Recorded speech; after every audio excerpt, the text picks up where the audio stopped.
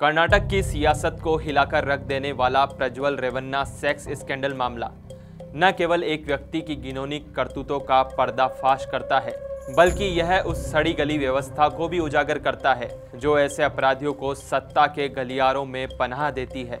पूर्व प्रधानमंत्री HD देवगौड़ा के पोते और जनता दल सेक्युलर के पूर्व सांसद प्रज्वल रेवन्ना को बेंगलुरु की एक विशेष अदालत ने 2 अगस्त 2025 को बलात्कार और यौन शोषण के एक मामले में उम्र कैद की सजा सुनाई। यह सजा केवल एक व्यक्ति की सजा नहीं, बल्कि उन तमाम पीड़िताओं की जीत है जिन्होंने इस राक्षस के सामने अपनी आवाज बुलंद की। लेकिन यह खबर केवल सजा तक सीमित नहीं है, यह एक ऐसी गहरी साजिश और नैतिक पतन की कहानी है जो हमारे समाज के लिए एक चेतावनी है। इस काले सच को खोलकर बताएंगे कि कैसे प्रज्वल रेवन्ना जैसे लोग हमारे समाज को तबाह कर रहे हैं। अप्रैल 2024 में कर्नाटक के हासन में लोकसभा चुनाव की सरगर्मी के बीच एक पेन ड्राइव ने तहलका मचा दिया।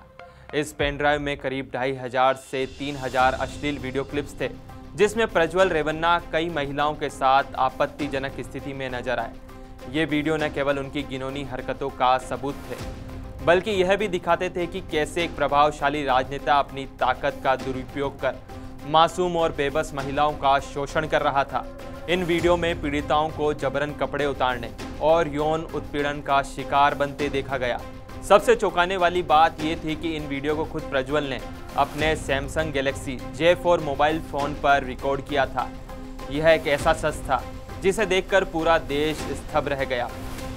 प्रज्वल रेवन्ना की वापसी तब हुई थी जब उनके दादा HD देवगौड़ा ने सार्वजनिक रूप से कहा था कि वे वापस आकर देश के कानून का सामना करें। कर्नाटक पुलिस की विशेष जांच टीम ने उन्हें 31 मई 2024 को बेंगलुरु के हवाई अड्डे से गिरफ्तार कर लिया। यह गिरफ्तारी केवल शुरुआत थी। जांच आगे बढ़ी तो एक के बाद एक कई चौंकाने वाले खुलासे हुए। एक 48 वर्षीय घरेलू सहायिका जो रेवन्ना परिवार के गनीकाड़ा फार्म हाउस में काम करती थी, उसने उनके खिलाफ बलात्कार का मुकदमा दर्ज कराया। उसने बताया कि प्रज्वल ने 2020 और 2021 के बीच उसका यौन शोषण किया, उसे वीडियो कॉल पर कपड़े उतारने के लिए मजबूर किया और उसकी बेटी को भी नहीं बख्शा। यह केवल एक पीड़िता की कहानी नहीं थी, 3 अन्य महिलाओं ने भी प्रज्वल पर बलात्कार और यौन उत्पीड़न के आरोप लगाए। इस मामले की जांच भारत में पहली बार एक अनूठी फॉरेंसिक तकनीक का इस्तेमाल किया गया, जिसे जेनेटिक फीचर मैपिंग कहा जाता है।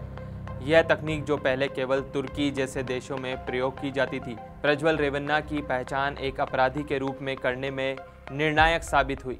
इस तकनीक के जरिए वीडियो में मौजूद व्यक्ति की शारीरिक विशेषताओं को प्रज्वल के जैविक सैंपल से मिलाया गया। फॉरेंसिक जांच में पीड़िता की साड़ी पर मिले निशान और DNA साक्ष्य ने भी प्रज्वल के अपराधों को पुख्ता किया।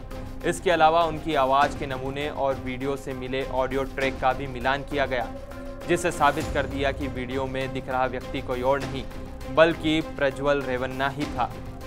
SIT ने 2000 पन्नों से अधिक की चार्जशीट दाखिल की, जिसमें 123 सबूत और 26 गवाहों के बयान शामिल थे।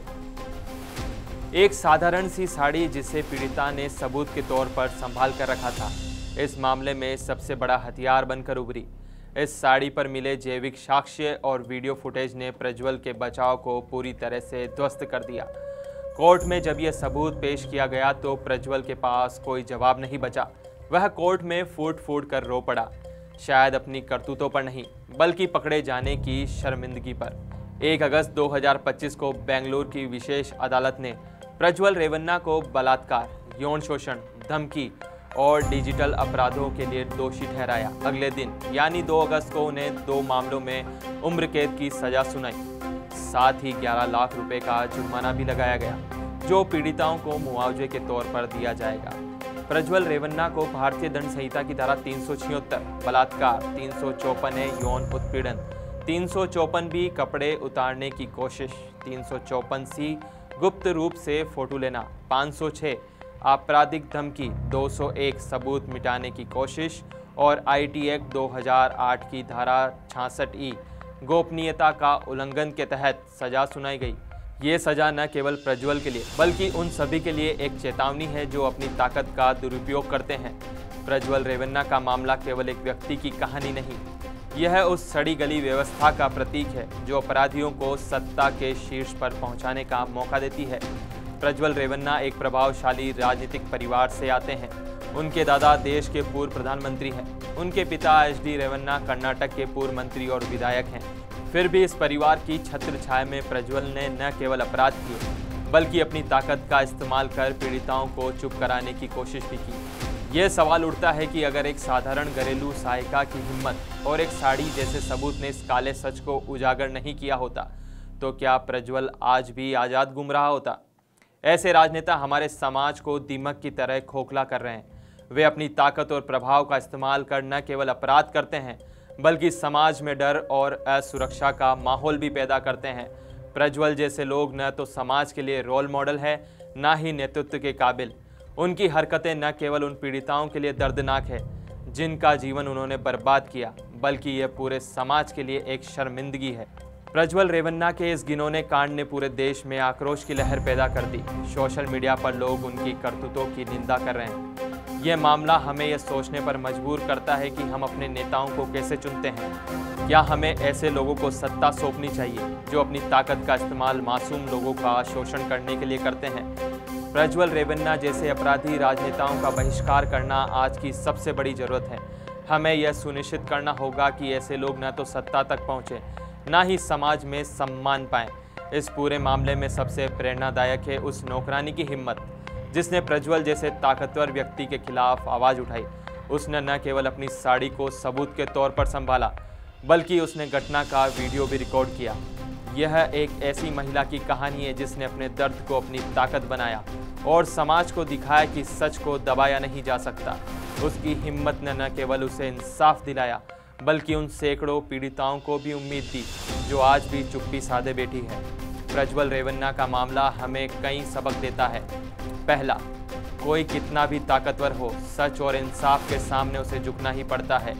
दूसरा, हमें अपने समाज और सियासत को ऐसी गंदगी से मुक्त करने की ज़रूरत है। तीसरा, हमें उन पीड़िताओं की आवाज़ को सुनना और उनका साथ देना होगा जो इस डर और शर्मिंदगी के कारण चुप रहती है।